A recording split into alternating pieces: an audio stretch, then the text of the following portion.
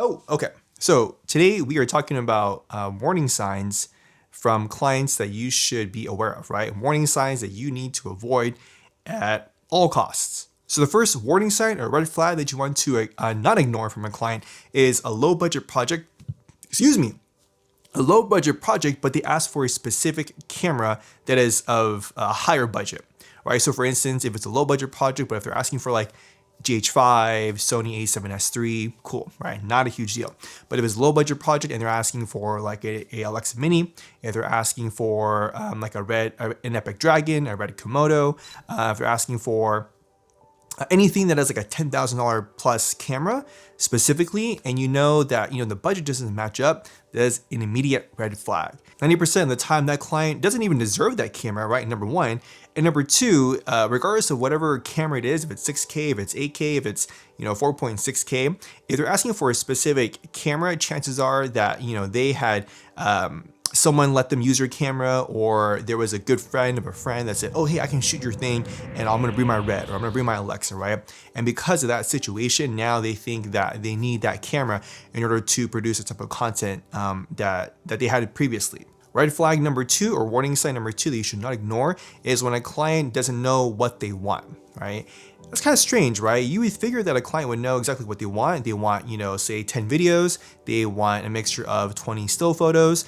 This is two projects, right? One is a video-centric project. The other one is video and photo-centric. It could be a combination of like, we want a product, we want a testimonial, we want a service, right? Highlighting our services. We want maybe like an about us story, right? A client usually should know exactly what they want. But many times clients who come to you who don't know what they want, red flag. Number two, red flag, right?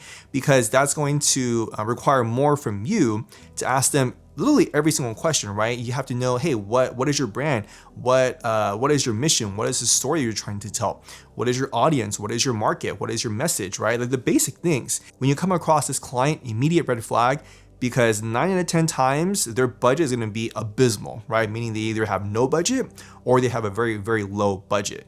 Usually when people have a clear and concise idea, they also have a clear and concise idea of their budget, right? That just makes sense. The warning sign or red flag number three, not necessarily like a huge red flag, but on the day, if they're asking you to get extra shots, right? Can we get an extra shot of this, right? And an extra shot usually isn't just like, okay, I'm gonna point the camera and shoot it, right? It's typically gonna take you at least 15, 20, 30 minutes to get that shot, right? Because it's not just one shot, there has to be context to that shot. So that means that you have to normally get coverage for that. You need a wide of it, you need a medium of it, you need a close up of it, maybe an insert of it, right? And that takes time, especially if you have to light it. If it's run and gun, if it's, okay, maybe we can get this shot like done in 10 minutes, not a huge deal, right? But usually if they are asking you to get extra shots, that is outside of the pre-production scope of work, that is outside of the storyboards or the shot list that you had made, just talk to the director and say, hey, we're running out of time here. We still have like 2 more scenes to do. It's going to take us at least another hour, an hour and a half to get that. And that's going to basically get us to our wrap time, to our tail light time, right?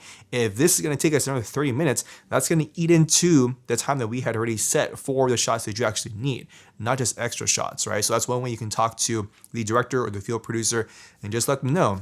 If they are very adamant, like, oh no, we have to get this shot, right?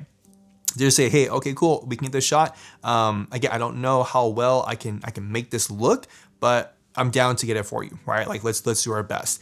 But again, that is warning sign number 3, is when a client asks you to get extra shots on the day. And warning sign number 4, or red flag number 4 that you don't want to ignore from clients, this is a situational one, right? Is when a client asks for a 24-hour turnaround time. Now, I've been involved with projects that were a 24-hour turnaround time, less than 24 hours.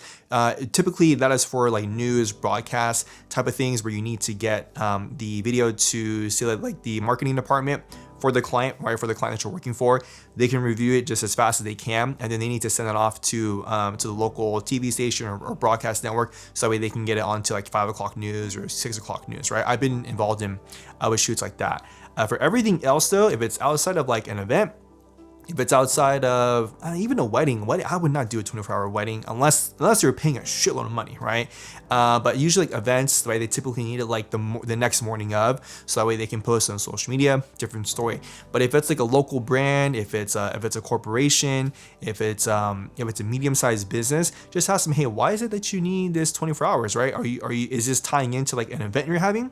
Is this tying into like the launch of a product or a service you're having?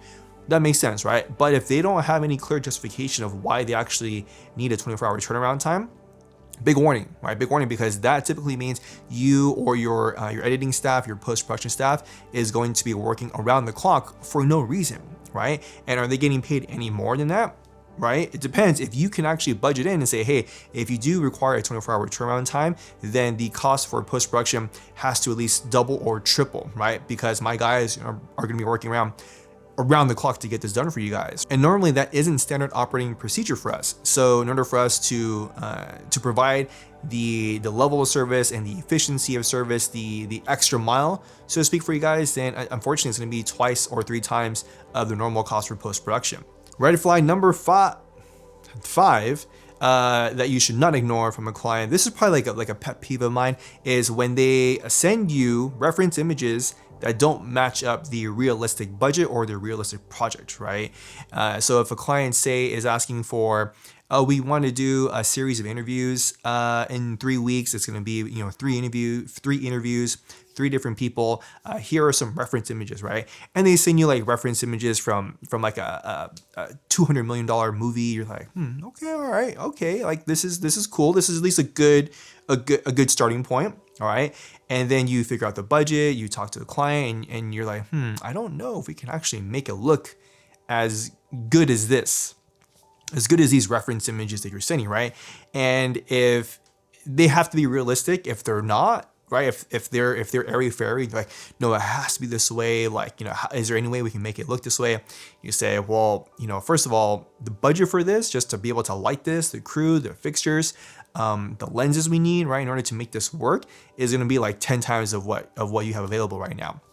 That's just the truth of it, right? But again, that leads into a segue question and say, hey, what if we increase the budget X amount, right? Maybe not like 10 times, but if we increase the budget to say 2 or 3 times, then I think we can possibly be able to create the mood and tone that you're looking for based upon these reference images that you send to us, right? Is there a world where we can increase the budget at least 2 to 3 times? Are there things we can move around in the budget in order to achieve the look that you're going for? Hope you guys found this video useful, entertaining, educational, funny. Maybe not, probably not, yeah.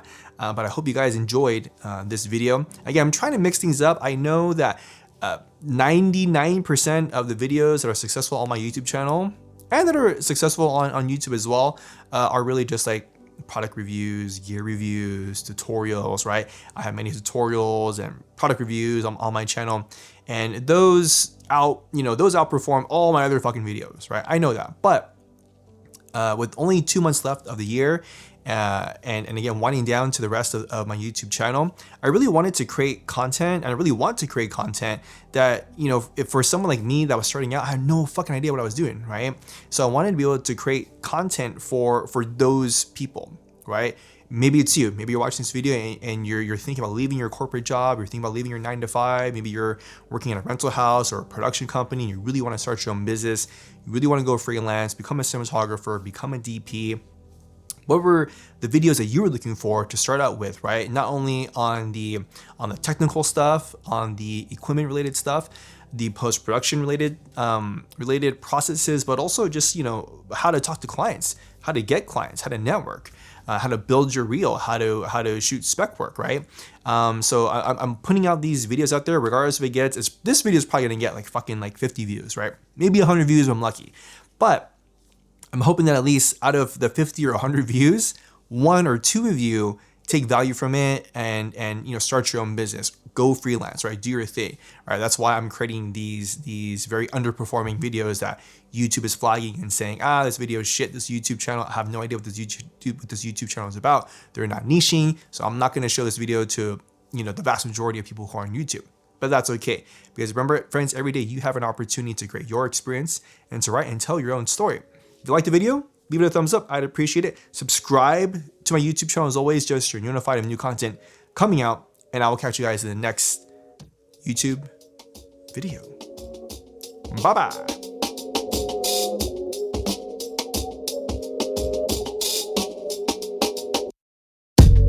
It's an undeniable presence from the Alpha and Omega, the very essence, the blessings it bestows upon those who let it grow. A soul power.